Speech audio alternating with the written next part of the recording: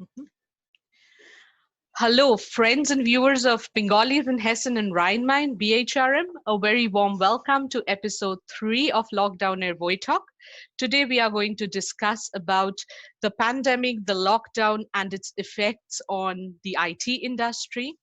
And to help us analyze and discuss this topic, we have a very experienced panel with me today. And all of my panelists have around 2 decades of experience in the IT industry, and they are working now in different European countries.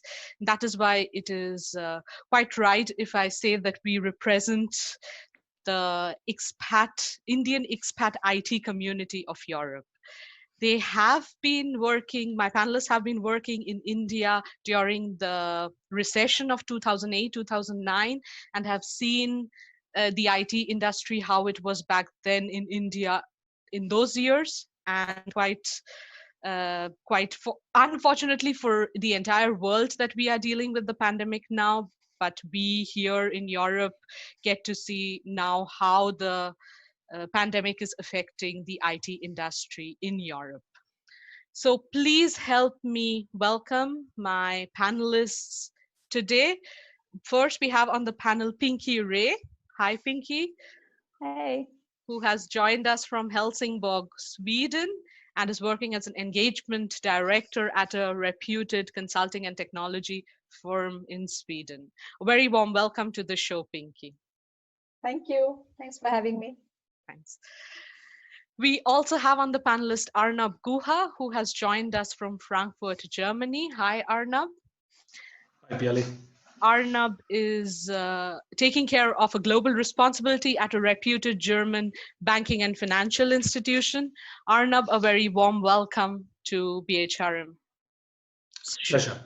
Thank you, Arnab. Next, we have Sunil Jha, who's joined us from Amsterdam, Netherlands. And hi and very warm welcome to Sunil Jha. Yeah, hi, Piali. Thanks for inviting. Thanks for joining us from the Netherlands. Sunil is a Pega solution architect and also working with digital automation and robotics. So a very warm welcome to everyone. And my first question now I would ask Pinky about how you have been dealing with the work from home scenario. Do you like working from home? Well, work from home, I think, as in the IT has been a trend. It's not something new for us. I think we're quite accustomed to working from home, working odd hours, being able to being able to support the IT at all phases. So I don't think it's something new for us. Whether I like it, I would say yes and no. Depends. If you are in the line where it's more to do with the clients, it's not a good setup because you are quite far off from them, and then it's all about calls. It's not a nice setup. But if you ask me in general, I think services, development, nothing stops. Of course, you can do better by not being at home and being at office. But I would say also the distractions are less sometimes. You're more productive. So there are plus and minus of both setups, I would say. Mm-hmm. So if you go to the plus and minus of both setups, are you looking forward to go back to office? Well, in Sweden, we don't have a lockdown. So our offices are open. Once a week, we do go to office. For some of the meetings, we are meeting our colleagues. I do miss my team. I do miss my colleagues that I work with. So, you don't always want to be within the four walls. You want to go out. So we do miss them. We miss our client connects as well. But it's not really a complete lockdown. Yeah. So yeah, I would definitely like to go back to work full, as we were doing before. But I think it will be a new normal now. It will not be the same as before. Yeah. Coming to the new normal, very relevant point, Pinky, how is your office dealing with the social distancing rules? Is it in place in Sweden, or are you following, or the office is directed by the government to follow it? Yeah, there are some directions that we will follow soon. according to the government, what is stated now is that you try to work from home if you can work from home. But if you are at office, then there is a social distancing norm. There is a cleanliness and hygiene norm set up. We are having some discussions about how to start offices. We will probably do it, in functional areas with a couple of teams, members from each team coming in, with one seat off in between, maybe, so that, you can manage. There are discussions about masks, which is a complete no-no when it comes to Scandinavia per se. It's not something that's recommended by the government, but being a global company, you have rules coming in from everywhere. So we'll see where we land with that. But for sure, we are having discussions. It's not only in Europe. I think we will have the operations already started up in Bangalore offices for us. And there we have social norms that are set up only in terms of social distancing, how many seats, and so on. Yeah. Quite challenging, and I think technology is helping us innovating new ways of social distancing in office. I have an example from my office to share. We have some traffic lights installed outside the canteen, where when it's green, depending on the amount of people inside the cafeteria, so then it turns on to green, and when this amount is more than the expected number where social distancing cannot be maintained, it turns to red. So yeah. Coming to so Pinky gave us an insight about the scenario in Sweden and her offshore counterpart in Bangalore. Coming to social distancing norms in Germany, or also the work from home scenario in Germany. Arnab, could you share your experience about your work from home scenario as you experienced it in Germany? Well, personally speaking, I think it's an interesting experience because I'm more a person who likes my office space, who likes interaction, and that's part of my responsibility as well in certain cases, because I'm also part of the people agenda committee, and if you have to deal with people, obviously you have to interact. Say that, so usually I don't make it a regular habit of working from home. So in that case, obviously once a day in a month, or once a day in a couple of days in a quarter. So it was a little bit how can I say that, uncomfortable, because I had to prepare a makeshift office in that way. But then having said that, now crossing 6 or 7 weeks, so I just got used to it. And from a disadvantage perspective, I would say, so most of the things, I would say 95 or 99% of the things that we do, we can do it from home as well, as long as we are equipped with the relevant technologies and the infrastructure what is being supported. So so that's working pretty fine. And I would like to agree with Pinky. So there's, the focus in terms of when you're doing something, there is always the other point that you're called out by colleagues, or there are certain things that you need to take care of. So obviously that has been erased from the equation. So in that way, I feel that productivity is more. From an organizational perspective, we are taking a very cautious step because at the end of the day, safety of the people comes first before anything else. So we are, as I said, so we will adopt a phase by phase approach. So we have not really gone for big bang at all. There are still certain people who are basically working from the office because the nature of their work needs them to be in the office or in the disaster recovery sites that we have, with alternate sites, if you're moving gold, currencies, etc. In this situation. But then it will be a very phased approach, and we are doing an analysis from a business to business perspective, and then prioritizing the movement. So it would be slow and steady. And now coming back to our offshore unit, as we have a very strong presence in our offshore in Jaipur, Bangalore, Pune, Mumbai, in the US side in Jacksonville, and Dublin in Ireland. So from an India perspective, again, we are adopting the norms. So almost close to 100% of people are working from home because that's the norm of the government. Now we need to see what kind of restrictions or relaxations that come up today, because today is the day when the lockdown will basically move to the fourth stage. But as said, so it's been a great experience so far. We learned few things, and we always talk about business continuity planning. And now is the time we found that that was a real test of that. You always have plans in your books, in your records, and this is where I saw, reaping the benefits if you are testing these scenarios on a regular basis. And pandemic is one of the scenarios in that. So it's been an interesting experience so far in terms of work from home. This brings me, thanks Arnab for sharing this. This brings me to an Elon Musk quote. So he said, which I found from the internet, I'm not sure about the source. Internet is a dicey source at times, but I do tend to believe that this is what he said. The first step to establish something is that to make it possible, then the probability of it will occur. So thanks to the pandemic, it made work from home possible. And as we see from then, the trend is going up exponentially of using work from home as opposed to work in office scenarios. This also brings me to the question, which I would address to Arnab or Pinky, whoever wants to take it, because you guys are also working closely with the offshore.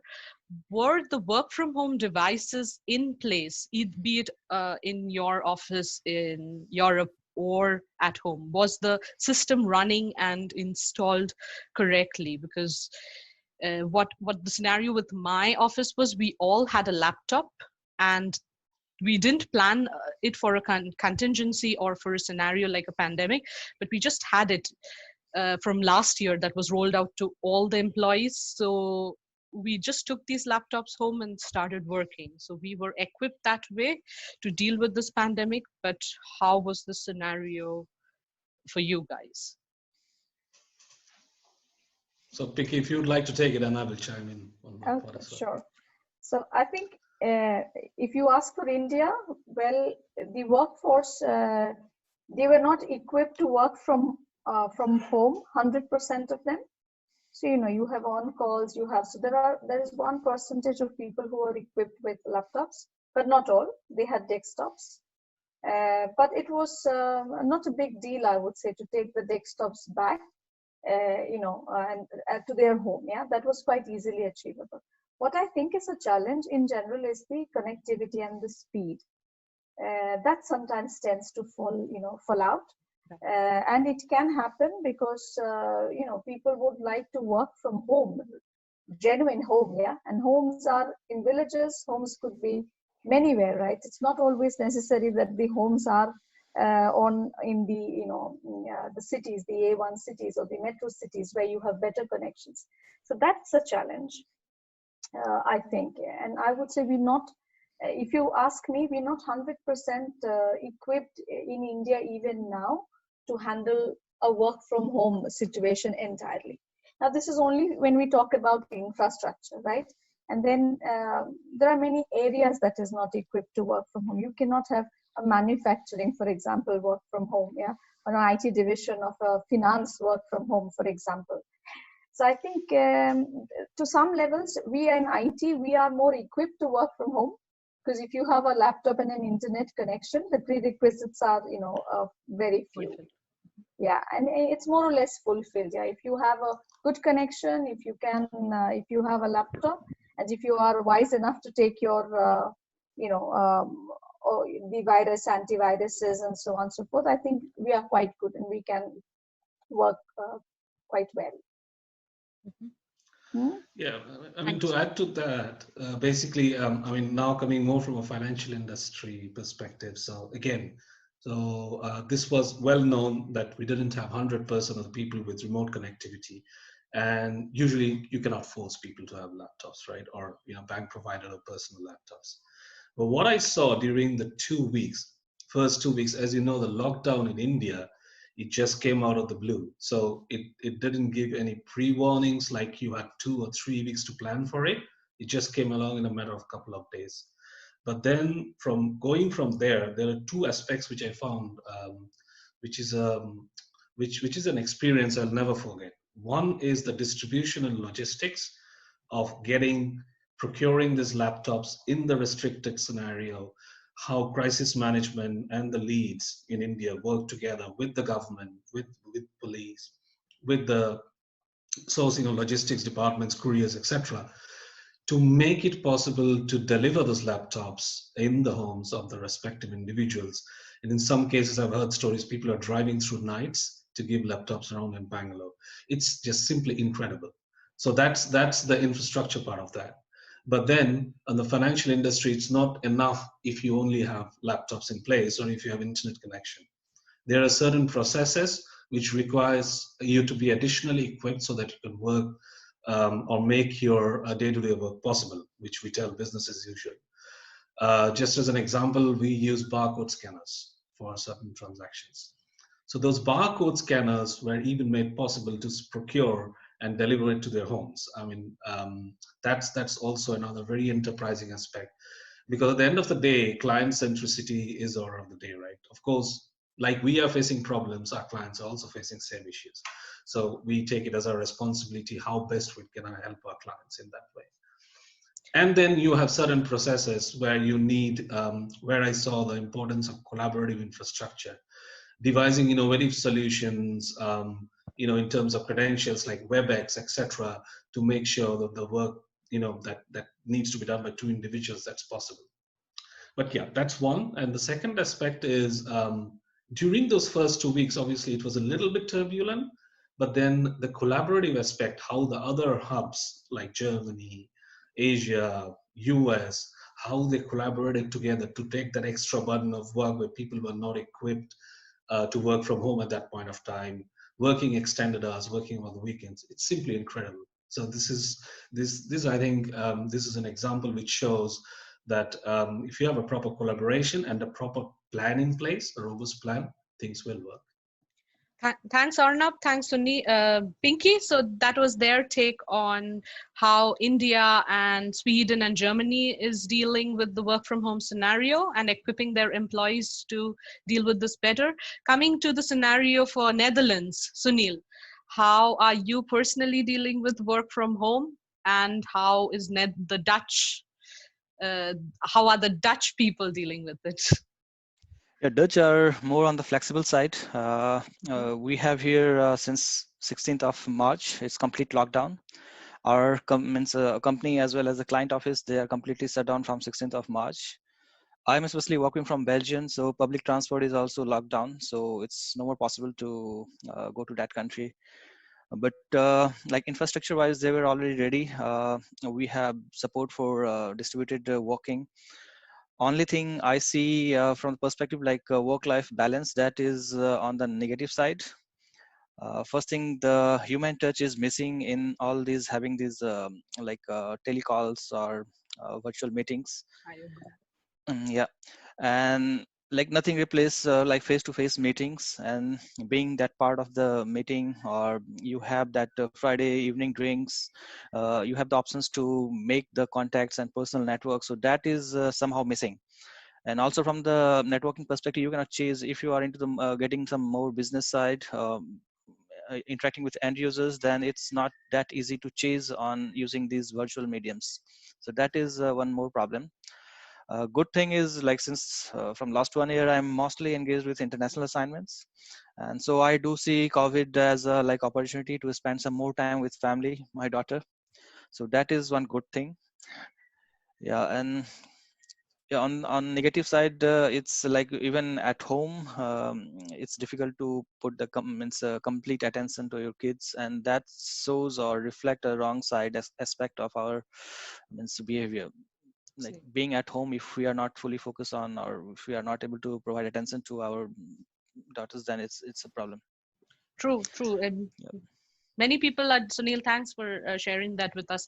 Many people are having a problem dealing with the balance between how much time should I invest in work and how much time should I invest in home, and if there's a clear separation between the two. This makes me think of any funny incidences or anecdotes that you have had experienced during this work from home period that anybody would like to share, both positive and negative. For example, I, for one, sometimes hear my colleagues' kids in calls saying bye, bye, bye, bye very cutely a lot of times. And sometimes it's actually the feelings that exudes because we want to stop the discussion and do a bye bye. So some stuff like that are really funny. Yeah. One came from my daughter, like previously when we have this OX meeting or any video conferencing, then she used to be part of those family calls, Mm-hmm. like prior to this COVID scenario. Mm-hmm. And now it's mostly like official and all these meetings, and no one asks like, where is she? Straight up. So she just, these questions came from her. Before Corona, it was so nice time. Everyone like used to talk to me first. I used to be the central like part of those meetings, but now after Corona, no one talks to me, and you are whole day spending time on these meetings. So this is the downside. Cute, cute experience to share. Good. Yeah. I would say that the kids are very smart. Huh? So they always know when your mother is on the call, this is when you should come in and ask about TV. Can I have a 2-minute TV? 2 minute, one. And then that's like you like go. And then that go for her is yes. So Yeah, she takes advantage. yeah, that's So completely sometimes agree. it happens. But as I said, we have our schools are open here, so she goes to school. So she's not home when we are working. She comes back, and normally she would go to daycare. We don't send her to daycare anymore, which is like called free time or fritids we call it here in Sweden. So she's back home after her school mostly. So it seems to work quite okay. We don't have any kids around during our normal office hours. Maybe at the fag end of the office hours, that's when she comes home. Mhm. Good, good. So we have been dealing in our own ways with the work from home scenario. Now let me move on to the other aspects of how lockdown is affecting the IT. Here I would then ask Sunil. There are discussions that the lockdown has triggered a new kind of race to get certified, to complete new courses, to learn new programming languages. Since you have a knack for new technology, new innovations, I think I would ask you this question. What do you think? Is there such a trend that's coming in? Especially for talking about Capgemini, like from the last 3 months, it was on our training plan. Whatever candidates wants to go for training, it's completely free. So I promoted, or I like pushed this idea for all colleagues, like whatever training they can do, they can invest some time. And since we are not commuting, that saves lots of time, like at least 2 hours per day, and that can be productively utilized for this kind of training. Mhm. And if I see the current trends, the technologies are not stable. It's like developing on very fast track. And COVID is a good time. It's a big use case for these all these products and technologies to think on that line, like infrastructure as a cloud service. That is the next step. It's already in the market, but from the scalability perspective, like since the Zoom application, it was not that scalable. Only within 1 week, it ramped up. Similarly, with the WebEx part, it was not that scalable. Now they are working on that part. Previously, BCP, like that was the scope is only different geographies, and now the scenario is all the geographies are getting impacted. If I see the example of Booking.com, so they are thinking on that perspective, even in this case, how to provide these contingencies and continuity in the business. And for take that, like cybersecurity is one trend. Data scientist, data science, these are one core area.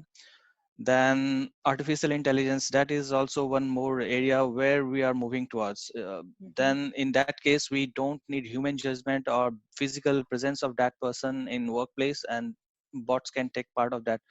So that is a way, like next 10 years, I am thinking, it's my view that these three technologies will be the leading this market trend. True. Thanks for sharing that with us, Sunil. How do you think about you yourself? Have you gone and done a training or have acquired a new skill in this lockdown period? I have to, because my current role is I'm part of like Center of Excellence, it's a Smart Automation Center of Excellence, and my role is adopting new technologies every 3 months. So I started with Pega, now it's gone. I joined as a Pega architect. Now I am more into Abby's NLP, natural language processing. So last 2 months I had invested in that, and now next is the UI path about robot automation, RPA. It's not RPA properly. It's integration with Pega process plus desktop and robotic process automation. So it's whole smart automation. So it's not my will, or I'm not that inclined towards learning, but I have to from the job demand. I have to go through this. Thanks, Sunil, for sharing with us the upcoming trends in IT that especially the lockdown would bring a change to or with. Moving on to Arnab, my next question would be regarding, since you are taking care of a global responsibility, Arnab, and BPM is also a part of your responsibility, how do you see BPM getting affected during this lockdown, during the pandemic? Well, I think it's a very good time for for the BPM use case, right? Because BPM talks about the key parameters which BPM talks about are reduced risk, lower cost, simplify operational processes, safety and soundness, which is stability. And these all are key to any industry. And I just cannot outline more how important it is to the banking industry as well. So when we come to the process part of it, where you look into as is processes, this is a good time to look at what consistencies you have in your process in terms of, do you have any redundancies which you need to remove from your processes, which then involves process optimization or process re-engineering, however you may call that. But then this is the right time to do it, because when things scale up, then you're ready, to basically ramp up your sales or off the shelf products or processes, and support that by robust processes, right? The other thing is this has also taught even our clients, because at the end of the day, client centricity is the answer to everything. But this has also taught the clients that, even there is a small portion of those clients who are depending on certain labor intensive processes, this is the right time to move to the digital platform. So this gives us an even stronger business case to us to convince those clients to move to our digital platforms. Just to give you an example, if someone is still using a paper-based fax instruction for triggering a payment, this is the right time for them to adopt to our electronic banking platforms that we already have in place. Obviously, this comes along with the lower cost, because when you are labor intensive, our clients have to pay more, right, at the end of the day, because they have to pay for a manual service. And when they move to the electronic platform, the costs will obviously be rationalized, and this is going to come down. And third, last but not the least, is the balancing act between risk and returns. Because while you have to focus on your return on investment, at the same time, you have to be absolutely risk savvy. Financial industry in the last 3 to 4 years especially has been heavily scrutinized by regulators. You talk about BaFin, Fed, FCA, you name it. So you have to make sure when you make your products, when you personalize this for your clients, but at the same time, where do you make a stop or make sure that personalization doesn't affect the risk exposure in terms of when you're rolling out the product.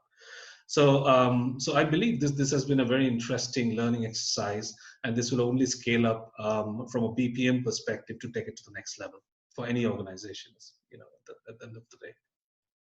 Thanks, Arnab, for that. So let me ask Arnab this question and then move on to Pinky, because it's something related to the product industry and the IT and the service industry. Yeah. So Arnab, you have been working at the or you have experience with the service industry this to start with, and then moved on to product management, and now you're taking care of a global responsibility. Can everyone hear me speaking? Okay, I believe yes. So how do you think, so if we categorize broadly IT, we can categorize it in many ways, but if I broadly categorize IT, I can say I can divide it in a product scenario, product, and subcategorize it into product and service. How do you think the two sectors, or product industry and IT, service industry in IT, are getting affected by this lockdown and the pandemic? Okay, so if I talk about the product sector and technology, there are a few things to call out.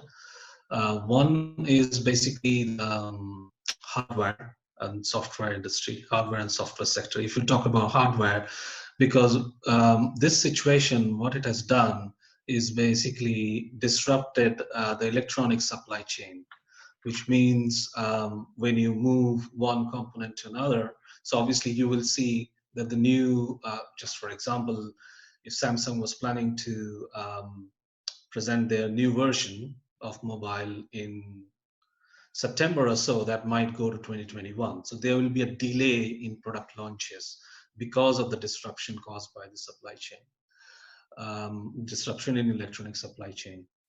But at the same time, you will see the network equipment industry is positively affected because there has been now more reliance, or there's a paradigm shift in terms of remote connectivity, moving from an office-based premise to working remotely, which means the significant investments in the infrastructure, in network equipment, so companies like Cisco, Siemens, and the likes, they will see a boom in the sector because and I think Sunil was already commenting on some of the collaborative technologies. You talk about WebEx, Skype, Zoom, etc.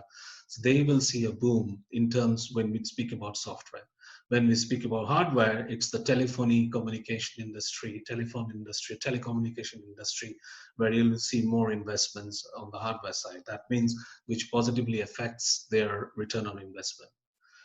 On the service side, so obviously there is a reliance in terms of how this ramp up is happening in the technology sector, and its more emphasis will be on security. So in terms of when you're working from home, how can organizations secure the endpoint? So what kind of security technologies are getting deployed to secure those endpoints so that there is no data leakage, etc. And on the other side, there will be, I think it's even there today, when you speak about digital revolution, emphasis on data. So enterprise analytics platform, because at the end of the day, when technology services being provided, and now I'm just coming back to the financial sector, so there will be need for prompt decisions makings in terms of the impact that has caused, and what is the predictability factor in terms of how the market will go in the next 1 or 2 years, right? And if you have to take timely decisions, which will bring, or enhance the profitability of your organization, you need to have relevant data in a structured format with proper visualizations, real-time visualizations that empowers you to make, from a decision-making perspective, right? So in these terms, if I talk about technology, there will be more investments in technologies like Azure, Amazon Web-based services, Hadoop, in terms of the enterprise analytics data source itself, or what we call as big data. But on the other hand, the next phase, or basically downstream, is the business analytics phase. So when you take your big data and then you transform that into a more meaningful format, which you can then present to your clients in terms of selling the products, how quickly you can visualize it, or how real time your data is. So there you have tools like Tableau, Adobe Enterprise applications, Adobe Enterprise Manager, and things like that. So these things will see an upturn. So I think these are the two parameters which I'm seeing now. Yeah, thanks, Arnab. So you have talked about product-based industries like Adobe, and also about service-based industries like how Azure is coming into picture. Well, Azure, I don't know how to categorize it. Will it be a product or a service? I think service suits it better, or it's also a product. Well, you can take it as software as a service as well. Yes, So yes, yes. So anyway, so now I would ask Pinky the same question, because she has been deeply rooted, her services has been deeply rooted to the service sector in IT. And you as an engagement manager, you provide technological services to a very big client or very big business in Sweden, Pinky. How is your customer getting affected because of the pandemic? Well, I will not talk about a single client per se, but in general, I would say for clients which are producing products, uh, as you say already, Arnab, I will not go into the software products, but if you look about retails, for example, retailers, if you have, there's a new furniture that needs to come up.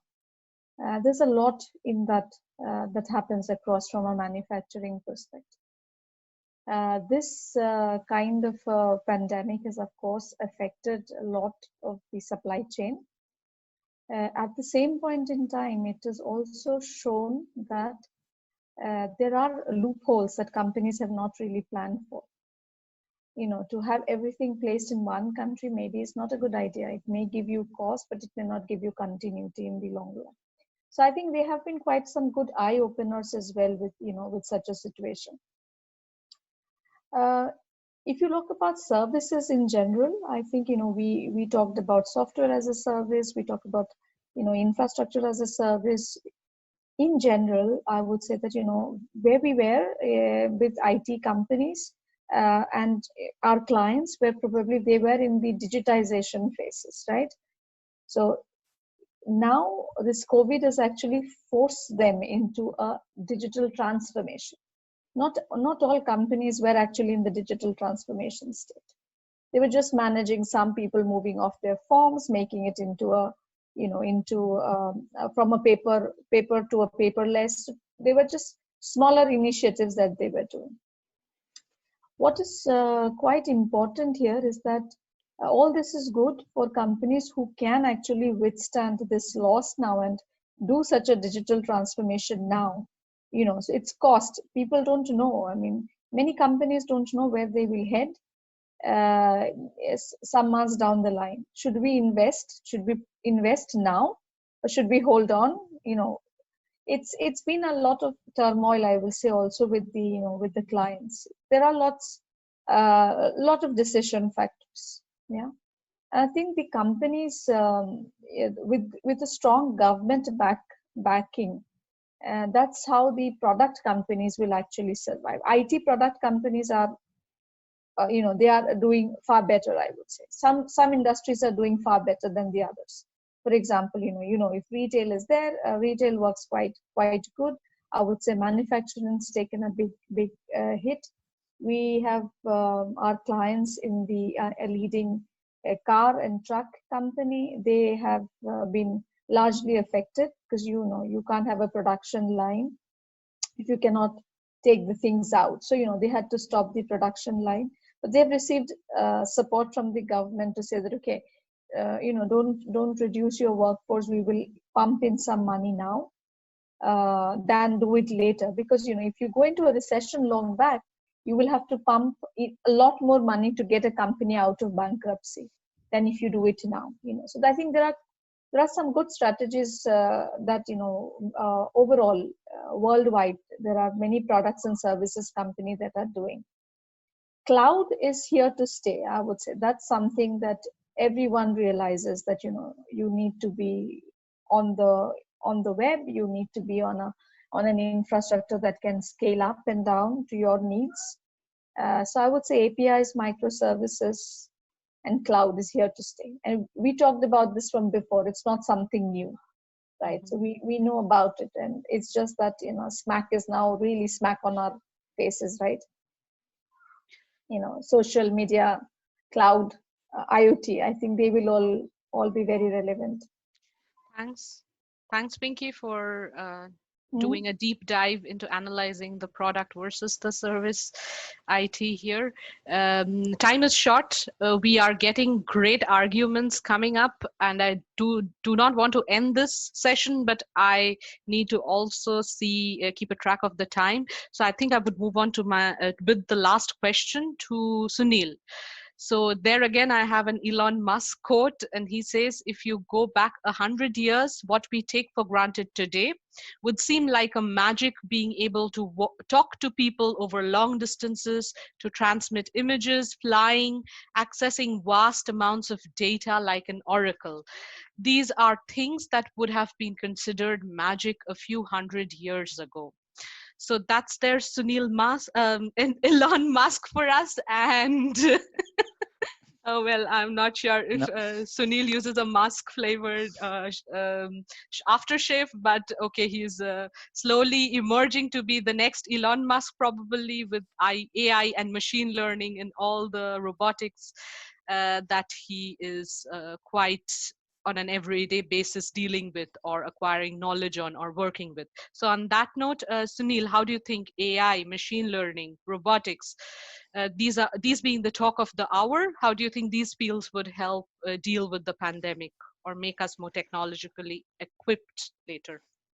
Yeah, artificial intelligence, that is, it's not on stable state yet. It's still have to nurture, like it's not completely working for unstructured data, and worldwide there are lots of, like 90% of data is in unstructured format. So it's still way to go, like 2-3 years, I can see at least we need that lead time.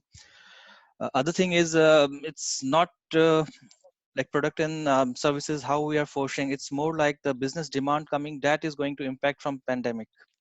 Mhm. Like if I see the travel industry or hotel industry, they are the, like most impacted one, and the way we are doing business, and solution provider will have to think on that line how to like provide contingencies to those areas, those sectors.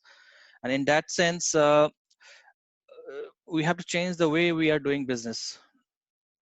We need one third dimension besides like product and services to add or enable these sectors, and their robotics or API, they are going to play a big role.